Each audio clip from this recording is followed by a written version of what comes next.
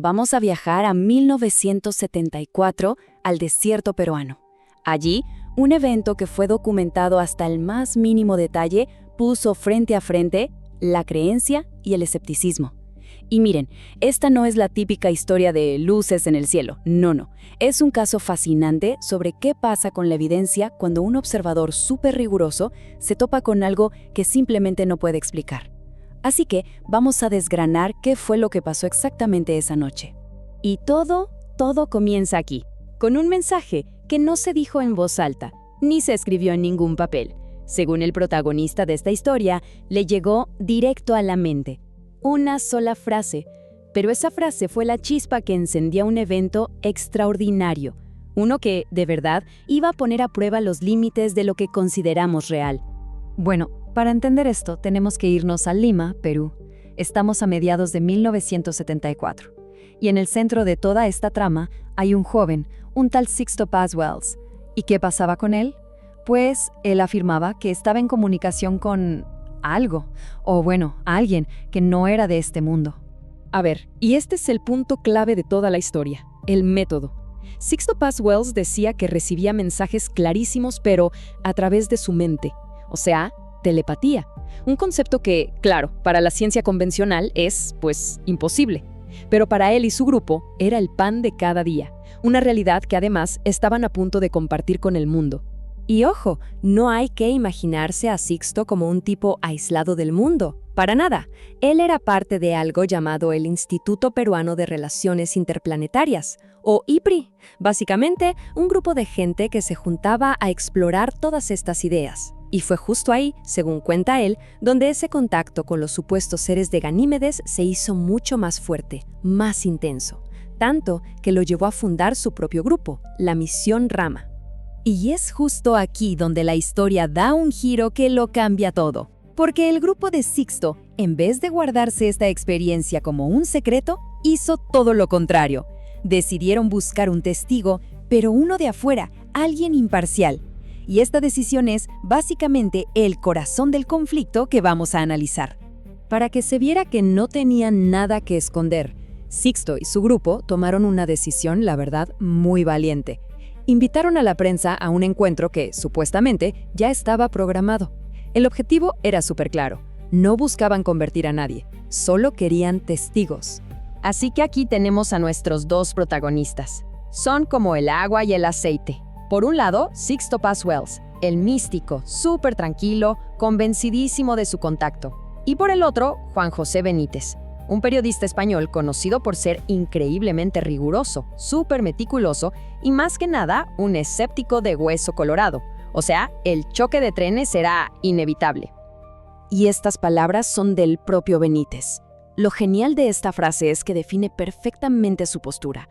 Él no fue allá para unirse a ningún grupo, pero tampoco para destrozarlos por gusto. No, él estaba ahí como lo que era, un periodista. Iba a buscar una buena historia y punto. Por más rara que pareciera. Bueno, y ahora sí, llegamos al clímax de la historia. El grupo entero, con el periodista escéptico a remolque, se mete en la inmensidad del desierto peruano. ¿Para qué? Para esperar una cita. Una cita que, vamos, desafiaba toda lógica posible. Ojo, que la elección del lugar no fue para nada al azar. Chilca es un desierto donde el silencio es tan profundo que casi se puede tocar. Y la oscuridad, bueno, la oscuridad permite ver un cielo espectacular. Era sin duda el escenario perfecto para un evento que necesitaba la máxima claridad, sin nada que distrajera, sin luces de la ciudad. Como buen periodista, la precisión es clave. 9:23 de la noche. Benítez, todavía con su escepticismo a tope, estaba revisando su cámara, su grabadora, todo su equipo. Y justo en ese momento, la normalidad de la noche se rompió. De la nada, apareció una luz en el horizonte. Y al instante, la cabeza de Benítez, entrenada para buscar lo lógico, empezó a trabajar. A ver, ¿un avión comercial? ¿Un helicóptero de la policía, tal vez? Esas eran las primeras opciones, las racionales. Pero esas explicaciones lógicas se empezaron a caer a pedazos. El objeto no se movía como nada que él conociera. En su relato, Benítez describe un movimiento que era imposible, con una suavidad, una fluidez que simplemente no encajaba con ninguna tecnología de la Tierra que él hubiera visto antes. Y entonces llegó el momento que lo cambió todo. La luz se paró, así, en seco. Quedó suspendida en el cielo. Benítez, me imagino, aguzó el oído al máximo esperando escuchar un motor, el ruido de unas hélices, algo. Pero no, nada. Solo había un silencio total, profundo, absoluto. Y justo en ese instante, cuando estaba totalmente asombrado, Benítez sintió algo todavía más raro. No fue una voz que escuchó con los oídos, fue como una idea, un pensamiento clarísimo, pero que no era suyo. Estaba dentro de su cabeza, un mensaje que parecía ser solo para él. Miren, para un escéptico como él, lo que veía afuera ya era increíble, pero esto que sintió adentro era sencillamente imposible. Eventualmente las luces se fueron, pero para Juan José Benítez la verdadera historia apenas estaba comenzando. Ahora tenía un dilema gigantesco, tanto profesional como personal. A ver, ¿cómo cuentas algo imposible sin que todo el mundo piense que perdiste la cabeza? Ya de vuelta en Lima, el periodista se encerró con sus propios datos. A ver, las luces, el movimiento rarísimo, el silencio total. Le dio vueltas y vueltas buscando cualquier explicación. ¿Fue un fraude? ¿Algún fenómeno atmosférico extraño? ¿Me equivoqué? Pero nada. Sus notas, lo que vivió y el hecho de que no encontró ni una sola prueba de que fuera un truco, lo dejaron con una única y muy incómoda verdad. Había visto algo que no tenía explicación. Y esta es la conclusión que publicó en su artículo. Y es, de verdad, una joya de honestidad intelectual. Benítez no salió de ahí convertido en un creyente, para nada, pero tampoco se atrevió a negar la evidencia de sus propios ojos y oídos. Su artículo no daba respuestas, pero sí validaba la pregunta. Y eso, créanme, tuvo un impacto tremendo en cómo la gente empezó a ver este tipo de fenómenos. Claro, el artículo de Benítez causó un revuelo enorme, pero la historia no termina ahí. Hay un epílogo, una última conversación entre el periodista y el místico que, en serio, resume a la perfección todo el legado de esa noche en el desierto.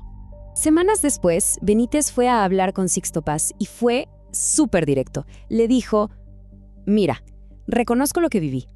Lo que vi y oí fue real, pero yo mantengo mi independencia. Mi papel en todo esto es el de ser un testigo, no un seguidor.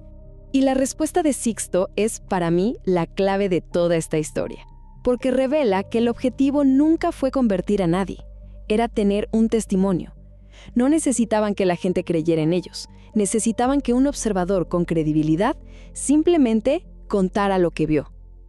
Y claro, en el escéptico JJ Benítez habían encontrado al testigo perfecto. Ya para despedirse, Benítez le hizo una última pregunta. Oye, ¿crees que volverán? La respuesta de Sixto fue súper tranquila, pero muy enigmática. No fue una predicción, fue más bien como una declaración de que su presencia es constante.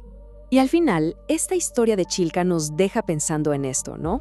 Más allá de qué eran esas luces, el evento se vuelve tan importante por quién lo vio.